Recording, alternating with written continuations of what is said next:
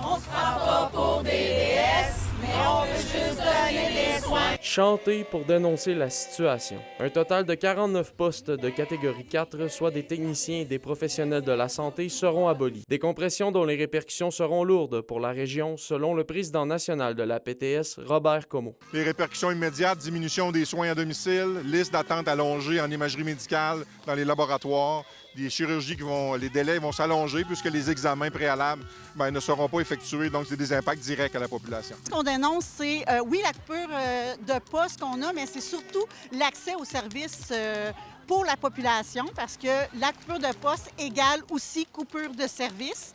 Alors, on ne peut pas se le cacher, là. S'il y a moins de monde pour donner les services, il y a effectivement moins de population qui est desservie. Le syndicat mentionne que malgré des discussions avec le CISAT en lien avec la situation, les coupes sont inévitables en raison des demandes gouvernementales. Ils sont bien au fait que les coupures qui sont demandées par Santé Québec sont difficiles à appliquer sans couper les soins et les services.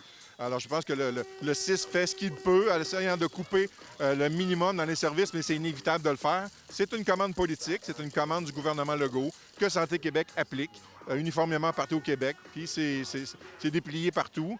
Le CIS fait bien des efforts, mais il doit répondre à la commande de Santé Québec. Cette action posée par l'Alliance a pour but d'envoyer un message fort. Ce que je voudrais qu'on retienne, c'est surtout que, oui, on veut défendre nos conditions de travail, mais on veut surtout défendre les services de la population en Abitibi-Témiscamingue. C'est pas parce qu'on est loin qu'on n'a pas le droit aux services que le reste du Québec a. C'est vraiment ça, là, je voudrais que les gens retiennent que c'est vraiment l'accès aux services qu'on veut maintenir en Abitibi-Témiscamingue. La PTS mentionne qu'une autre action sera organisée le 1er mai prochain, alors qu'une grande marche sera organisée dans le cadre de la Journée internationale des travailleurs. Olivier Morin, RNC Nouvelles, Rwanda.